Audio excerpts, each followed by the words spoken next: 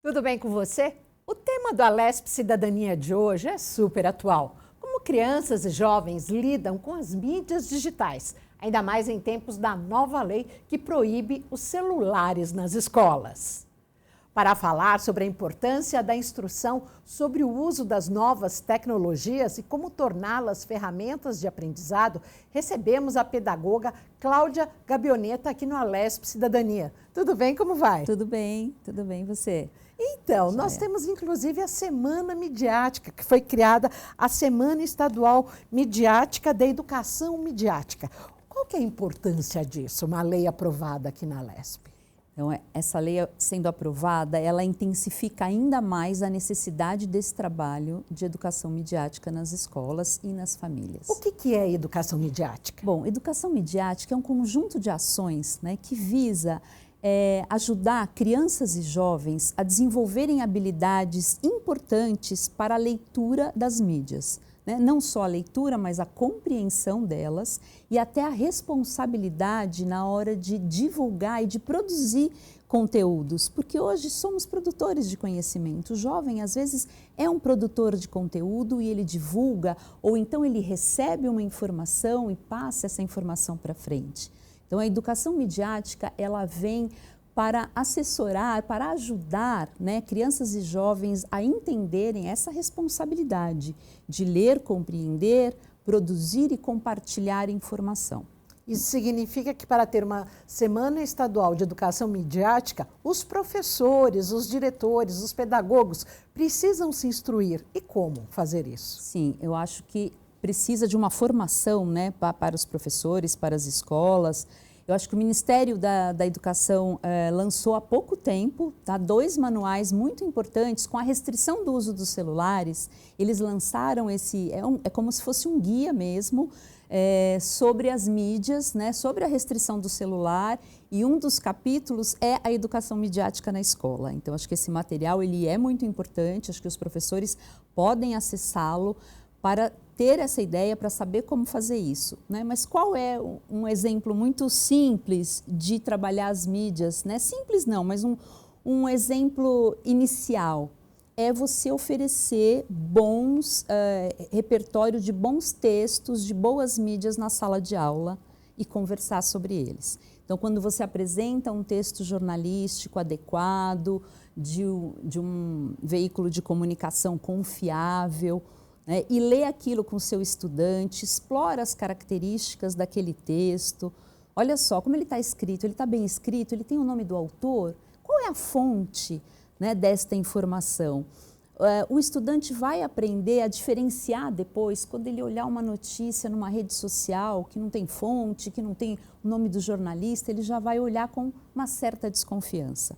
Então, quando dentro da sala de aula ele tem essa oportunidade, falei aqui de um texto jornalístico, mas pode ser uma propaganda, fazer análise de uma campanha publicitária, de uma propaganda ou de uma mídia digital, para que ele aprenda a ter esse olhar mais crítico para aquela informação. Porque isso deve ser adequado às faixas etárias, Sim, Porque a partir a questão que você falou do texto jornalístico, eu acredito que em menos de 12 anos não vai ter muito sucesso. Até porque criança hoje não vê TV aberta, não se assina mais jornal e revista, é tudo no online, nas telas. E para as crianças, aí você começa com a questão da propaganda. Isso seria mais fácil, mais lúdico? Então, você sabe que nós temos, onde eu trabalho na revista Qualé, que é uma revista de jornalismo para crianças. E a faixa etária pode ser desde a educação infantil, inclusive, até para crianças não leitoras convencionais. Por quê? Nós acreditamos que quando você apresenta um texto de uma notícia, mediado pelo professor, com uma intencionalidade pedagógica, uma criança pequena também é capaz de entender aquilo, porque as crianças, por menores que elas sejam, elas estão inseridas na família, na sociedade, elas ouvem as notícias, às vezes não assistem o jornal, mas elas ouvem. Então, se elas puderem ter esse material, essa revista, ela é escrita, os textos, primeiro há uma curadoria muito cuidadosa, do que será a pauta desta revista. Então, sempre assuntos que são de interesse e que consideramos adequados para que a criança consiga ler.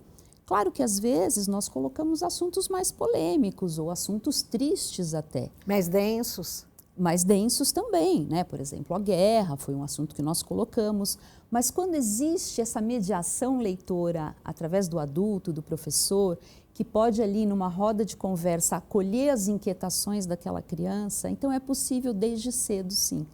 Claro que à medida que eles vão crescendo, você pode aprofundar mais, né? Exigir uma leitura mais crítica e mais atenta. Mas não é preciso esperar a criança crescer para ela aprender que existem as notícias, existem as falsas e as verdadeiras e que ela precisa estar atenta a isso. Agora, Cláudia, eu dou um exemplo muito atual, a questão das emergências climáticas, né? Tem tanto a notícia verdadeira quanto a fake news. Com isso, os professores podem explorar em sala de aula? Sim, e quando ele tem um material adequado, né, quando ele também reconhece que aquele material é adequado, então essa revista, a gente fala muito sobre mudanças climáticas. Ele já tem ali em mãos algo que ele sabe que é seguro, né, que é de uma fonte segura e que ele pode mostrar para o seu estudante, ele pode fazer essa leitura. Claro que ele pode ampliar isso para outros meios de comunicação, mas ele vai ter ali pelo menos um material que tem ilustração, que tem foto, né, para trabalhar de uma forma adequada com o seu estudante e isso desperta, né, mudança climática, por exemplo, está muito ligado a áreas do conhecimento dentro da escola. Então, ciências da natureza, por exemplo, explora muitas questões que têm a ver com o clima, que têm a ver com o meio ambiente, né, até a formação da chuva. Então, quando o professor consegue fazer uma relação do conteúdo que ele está trabalhando com uma notícia que é atual, né, que está acontecendo, que a criança ouve, que às vezes ela vê, né? Vivenciada, experienciada pela criança. Ela vivencia um temporal em São Paulo, ela chega no outro dia na sala de aula, o professor vai falar de formação da chuva, nossa, por que tem os temporais? Enfim, aí já pode ampliar para desmatamento, para outras coisas. Quando ele consegue ter um material de notícia para fazer esse casamento entre o conteúdo que muitas vezes está no livro didático, né? Com a notícia que é atual, a criança, o estudante, né, ele tem um interesse muito maior, porque está acontecendo. Eu não estou falando de algo assim distante, né? Estou falando de mudança climática. O que é isso? É isso, né? Acontecer chuvas ou secas, né? Então, em relação a essa questão dessa semana que foi implantada agora a partir de legislação aprovada pelos parlamentares da Alesp, da Semana de Educação Midiática nas escolas, você acha que isso deve ser levado aos currículos de forma multidisciplinar? Com certeza, com certeza. A educação midiática ela deve entrar diariamente nas escolas, né? E ela é possível, porque a mídia está aí todos os dias, temos veículos de mídia nos trazendo informação e, como já disse, isso chega, né, e atinge crianças e jovens. Então, a escola precisa estar muito atenta a isso, acho que os coordenadores das escolas precisam oferecer espaço de formação para os professores, né? Então, eu acho que também governo, entidades precisam oferecer também materiais, né? Eu citei esse do MEC, que ajuda muito, para que os professores consigam entender o que é isso e conseguirem, de fato, perceberem a importância de trabalhar isso com os seus estudantes e nessa forma interdisciplinar aí, que é muito importante, enfim, que é muito possível, né? O tempo todo você trazer momentos de leitura das mídias dentro de uma sala de aula. Como ensinar crianças e adolescentes a enxergarem e a ter uma visão crítica das notícias publicadas, dos posts que eles leem nas mídias digitais? Primeiro, eu acho que com toda a sua experiência de 25 anos como professor em sala de aula. Você citou uma questão da faixa etária, né? Então, acho que as faixas etárias das redes sociais, primeiramente, precisam ser respeitadas, né? Uma criança pequena, ela não deve ainda ter acesso a uma mídia digital, né? Existe uma regulamentação, né? Então, se ela não tem, enfim, eu trabalho isso através de material impresso, através de livros, de revistas. A partir do momento que ela passa a ter, aí sim, professores e família, né, vão mostrar para ela como que é, né, essa notícia na mídia, quais os perigos que ela apresenta, ou se ela é verdadeira ou não, se ela é um fato ou é uma fake news. Né? Para isso, conversando. Né? Para isso, primeiro, o adulto precisa saber, né, de muita coisa para poder formar o seu filho ou o seu estudante. À medida que essa criança vai crescendo e se tornando um adolescente, existem as agências de checagem de fatos, por exemplo. Né, que você pode ler uma informação, se você está desconfiada dela, quer dizer, se você já tem todo aquele cuidado, bom, quem é o jornalista, qual é a fonte, está bem escrito esse texto ou ele está um pouco esquisito, essa imagem está distorcida, tem algumas coisas que quando você bate o olho, você já consegue perceber um pouco, se você teve essa educação midiática anterior. Claro que a gente tem que contar que cada vez mais, né, a inteligência artificial vai deixar essas manipulações de imagem, de vídeo, mais reais, tá? E para isso tem essas agências de checagem, onde você coloca lá o texto, ou a fotografia, ou a imagem, e essas agências ajudam você a checar, né? Vão te dizer se ela se ela foi manipulada ou não, se esse texto ele é fato ou se ele é fake. É importante os professores mostrarem para os alunos em salas de aula os bastidores da internet, a deepfake, o mundo paralelo. Como que você acha que isso deve ser tratado? Com certeza é muito importante, de novo, respeitando as faixas etárias. Porque isso, né? Daí, quando você falava da questão das imagens, tem inteligência artificial que manipula as fotos. Nós tivemos isso, casos até tristes de adolescentes que cometeram suicídio por conta da questão da manipulação das imagens que foram divulgadas em grupos de WhatsApp em escolas por esse país afora. Como é que você vê esse assunto? Então, é fundamental mostrar isso, mostrar que existe e que isso é um perigo e que ele precisa ser combatido e para isso você precisa aprender a olhar para isso, né, para essa manipulação e não passar para frente. Né, porque acho que o grande problema de hoje em dia, as informações, elas são muito rápidas, né? A informação você olha e se você quer passar, você põe num grupo, que põe em outro. Então, né, essa questão do jovem que se viu ali exposto, né, a fotografia, enfim, em grandes mídias. Então, acho que se a criança e o jovem, se conseguirmos formar, né, acho que por isso, de novo, essa importância dessa semana de educação midiática e desse assunto cada vez mais estar, né, na nossa pauta.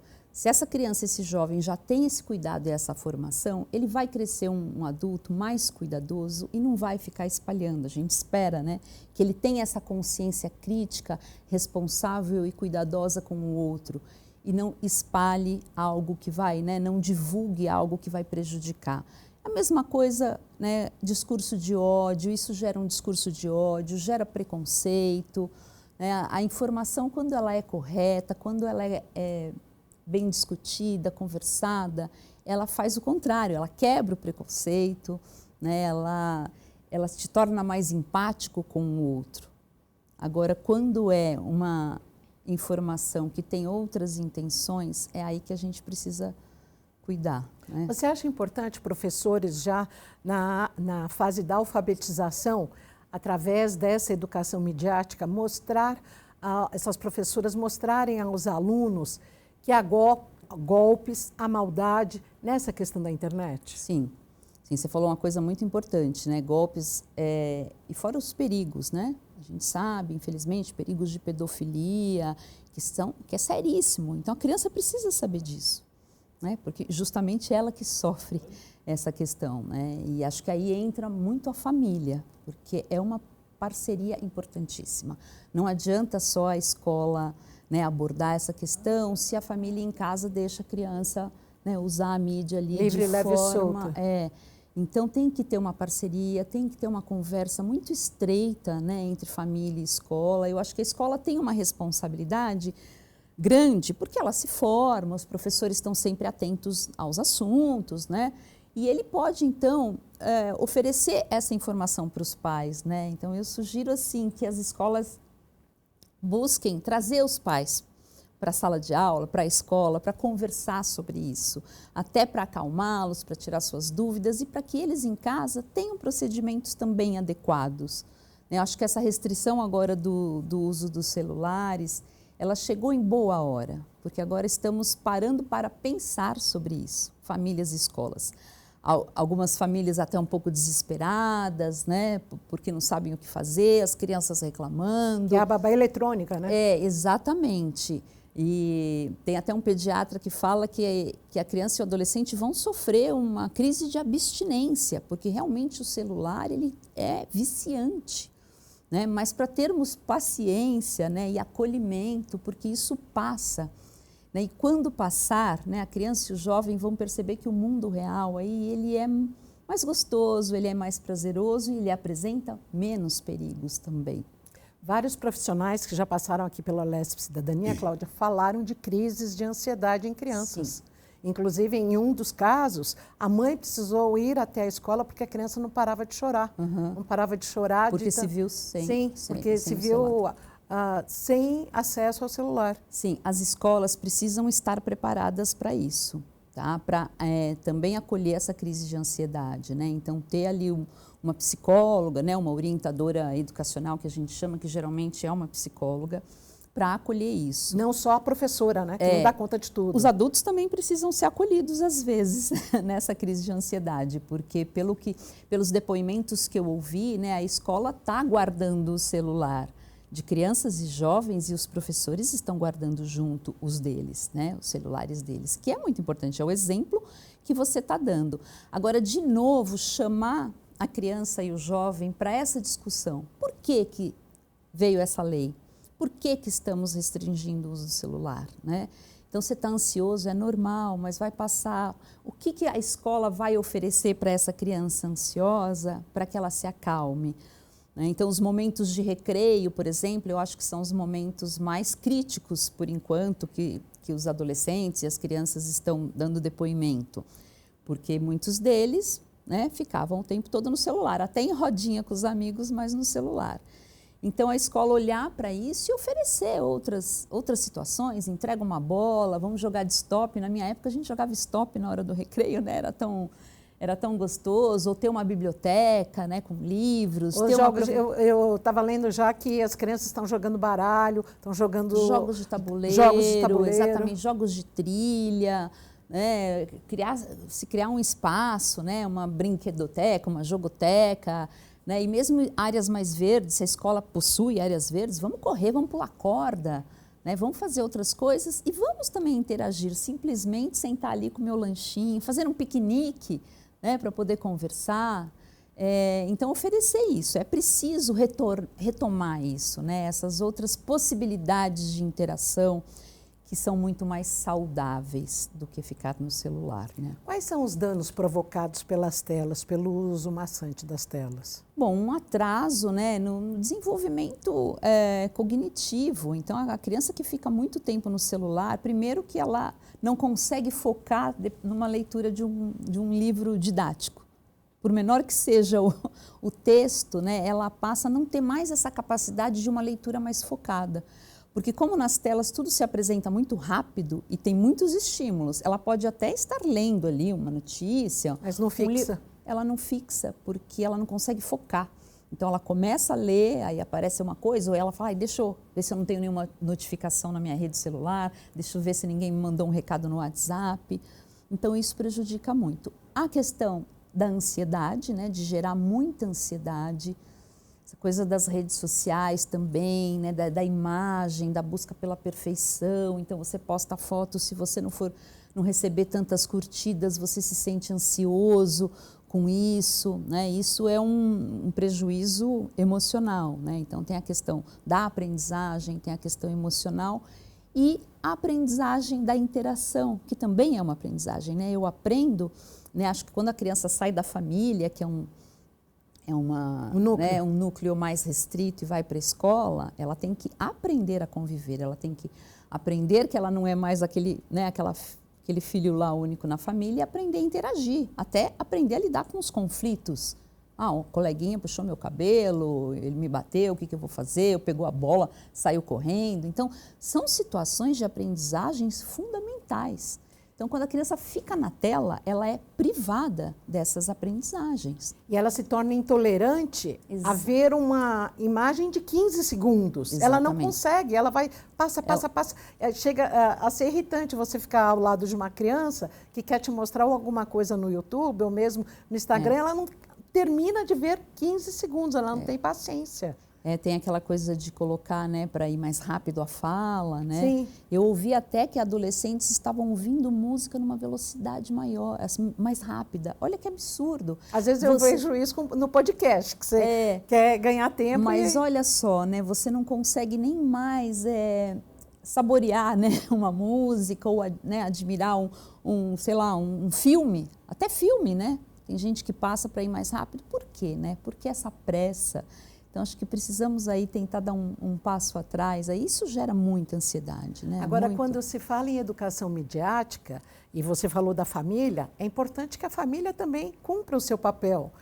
Não adianta as redes sociais estipularem a idade mínima de 13 anos e muitos pais permitirem crianças de 12, de 11, de 10, de 9, de 8 a terem redes sociais, como era antigamente na minha época com a carteirinha de estudante, que tinham pais que permitiam a falsificação da carteirinha de estudante. Para quê? Para a criança entrar numa boate, numa domingueira, claro, no cinema. Sim, e é uma questão legal, né? O pai que está fazendo, né? A família que está fazendo isso está infringindo uma lei e está já, infelizmente, ensinando o filho que é possível fazer isso, né? Mas acho que os pais precisam também de acolhimento para isso, né? Eu acho que eles precisam, primeiro, perceber o risco que eles estão correndo em deixar o seu filho de 12, 10, 11 anos numa rede social, né? Todas essas questões aí, enfim, dos golpes, da pedofilia, às vezes o pai não tem noção, né? Os pais não têm noção que isso pode acontecer. Então é um alerta, né? Não deixem os seus filhos entrarem antes do permitido. Se existe uma lei, ela faz um sentido, ela tem um sentido, né? É preciso. E a escola, paralelamente, continuar com essa educação midiática, né? Continuar alertando para quando essa criança puder entrar na rede social, né? Puder ter um acesso digital mais liberado, que seja um acesso seguro. Cláudia, eu gostaria que você falasse deste livro que está sendo lançado, de sua autoria, agora, que fala de crianças e jovens conectados. Então, é um livro que fala sobre educação midiática, mas numa linguagem para crianças, então é um livro muito ilustrado. Muito acessível. Exatamente. Tem dicas, né? Dicas também simples, né? De como diferenciar um fato de uma fake news. Tem aí as regras de uso das mídias digitais pelas idades, pelas faixas etárias. Tem curiosidades sobre manipulação de imagem, que já acontecia muito tempo atrás também. No final tem jogos, tem quiz, um jogo da memória. Enfim, é um material feito para criança, mas que não dispensa a ajuda do adulto e da escola. Na verdade, a ideia, né, de escrever esse livro foi ter um material a mais aí para o professor e para o pai poder sentar e conversar sobre esse assunto. Aí tem os perigos da desinformação, quais são, como eles se apresentam. O que é clickbait? Clickbait, assim que fala? Clickbait são aquelas notícias que aparecem com aqueles títulos muito chamativos, sabe? Que você fica curiosa, até adulto, né? A gente fica curiosa. Sei lá, alguma coisa, o cachorro, sei lá, eu não consigo plantou lembrar. Bananeira. Isso, plantou uma bananeira. E aparece lá na internet. E aí você clica naquela notícia. Só que junto com a notícia, que tem lá um texto explicando, vem ali muitos conteúdos de publicidade, né? E isso, o algoritmo vê que você clicou ali e já vai te induzir, já vai te mostrar outros conteúdos para você entrar, que geralmente não são conteúdos, bons conteúdos, entendeu? Então, é isso, é tomar esse cuidado, porque você é chamada pela curiosidade, mas que não vai te levar a um bom lugar, né? E geralmente é publicidade, é um excesso de publicidade, que a criança também ainda, ou o adolescente, ele também não tem a capacidade de conseguir discernir isso e de evitar, né? Aí vê uma coisa, às vezes são jogos, né, jogos eletrônicos, que é um grande perigo também hoje, né? A criança fica muito tempo em jogos, fora as bets, né, que são jogos e aí que é algo ainda mais prejudicial, porque entra a questão do dinheiro, enfim, do acesso, né, de apostas, que é pior ainda. Teve inclusive o caso do filho da cantora Simone Mendes, né, que estava no celular do pai ou no tablet jogando qualquer joguinho, mas depois acho que acabou entrando numa bet, foi a dinheiro, acho que perdeu 20 mil reais, não contou para o pai, omitiu, e aí quando os pais descobriram, aí fizeram com que ele pagasse isso. E de que forma? Vendendo seus brinquedos. Olha só, foi uma boa ação, né? Foi assim, acho que uma lição, uma atitude, né? Exatamente. Agora ele tinha acesso a cartão de crédito, essa criança? Então, mas é que ele estava no celular do pai. E o cartão estava... atrelado, né? Ah, então esse é um cuidado que acho que os pais podem ter. Existe, acho que eu não falei disso, o controle parental, né? Muitas vezes das redes sociais, que os pais podem instalar, né, nos celulares para evitar esse tipo de coisa, né? Onde tem o tempo, onde evita o acesso ao uso do celular, né?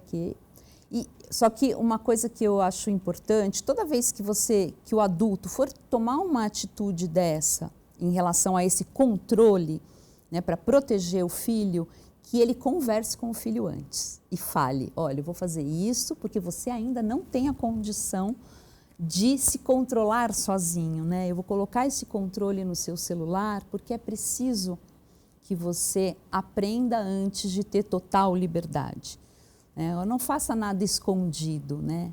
Porque é uma oportunidade de refletir e conversar e mostrar isso para o seu filho. Esse livro é muito interessante. Eu estou aqui aberta na página Super Detetive da Mídia em Ação.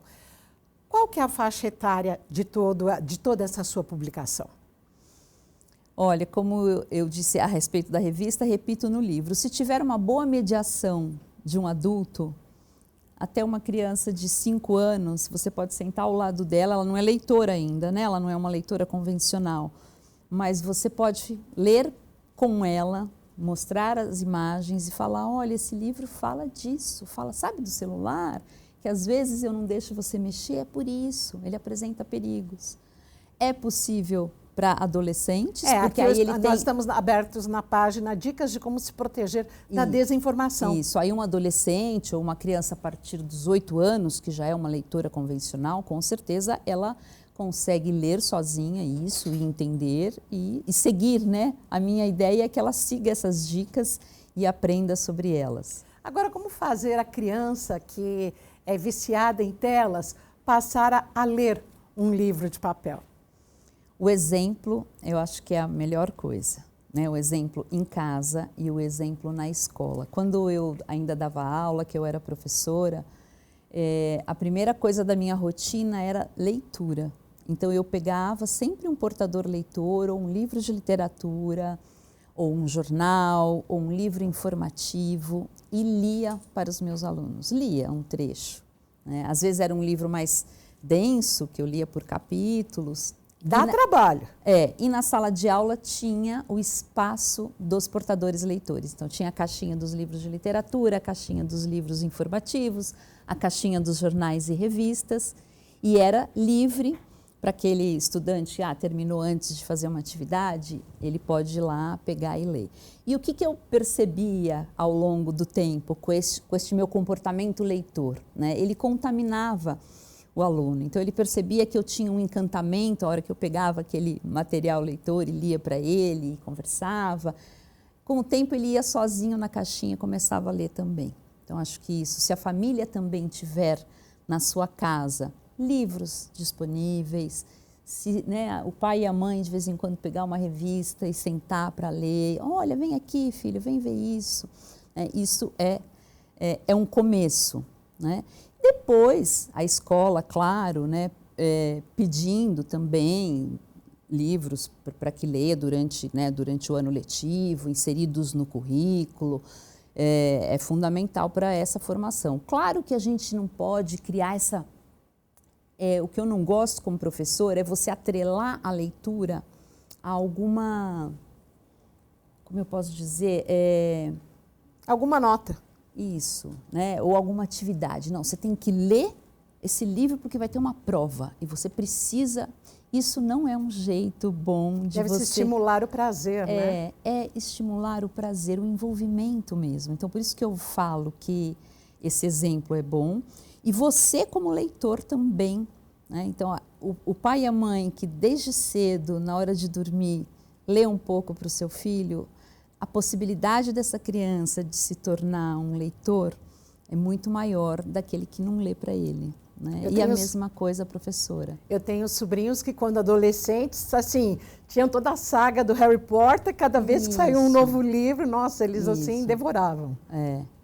Então é isso, eu acho a mediação leitora, né? Acho que dentro da escola a gente fala muito isso, a mediação leitora, que começa pelo exemplo e depois começa pela ajuda de ler junto, até que ele se torne autônomo e com desejo de ler. Ele não precisa fazer uma prova sobre o livro, mas ele precisa gostar, né? Aí a mesma coisa com a notícia, com as mídias.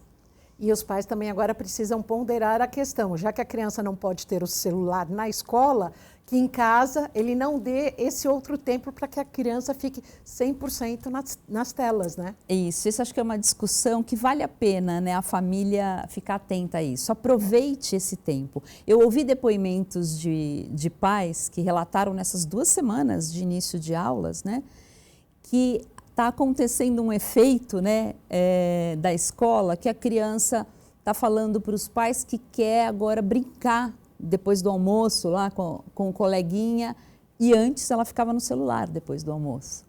E agora ela quer brincar, então ela quer descer lá no prédio, no hall, para brincar, para interagir. Então isso é uma coisa muito positiva, que pode acontecer naturalmente, mas claro que se a família incentivar ainda mais, então ó, já que você não usou o celular na escola, né, deixa ele aqui também, vai brincar um pouco. Agora, acho que um outro ponto que eu quero tratar, né, essa restrição do uso dos celulares, acho importante ficar claro que nenhum educador, né, está achando que as mídias, né, digitais não são importantes, porque elas podem sim ser uma importante ferramenta pedagógica, né, e de novo, de acordo com a faixa etária. Então, a restrição, ela diz isso. O uso de celular é proibido durante as aulas e nos intervalos, exceto para uso pedagógico com intencionalidade. Ou casos de saúde. Ou casos de saúde e de inclusão. Então, crianças que precisam do celular para, às vezes, algum aplicativo, né? Essa condição assistiva que a gente fala, é permitido também. De saúde, sim, se a criança... Na verdade, tem diabetes. Tem diabetes, sim, aí tem os programas. Tem o controle. Mas, por exemplo, se a criança não está bem, outro dia meu filho passou mal na escola, a orientadora me ligou. Né? Não foi ele. Porque não Mas é no ele. caso de saúde é nesse sentido do sensor, de acompanhar o sensor. Mas alguns pais às vezes ficam aflitos em relação a isso. Eu quero falar com meu filho. Você não pode falar com o seu filho se ele está na sala de aula. Se você tem uma urgência, então as escolas precisam abrir, se preocupar com esses canais, né? Você liga para a orientadora vai chamar o seu filho e tudo vai ser resolvido, né? E se ele passar mal também, ele vai passar pela enfermaria, que passa para a orientadora, que vai ligar para você. Cláudia, agradeço muito a sua participação aqui no Alesp Cidadania. Hoje que nós falamos aqui da semana, a primeira semana de educação midiática e que fala sobretudo sobre essa questão do ensinamento, do uso das mídias digitais e de todos esses serviços de comunicação. Muito obrigada pela sua participação e onde as pessoas podem encontrar seu livro?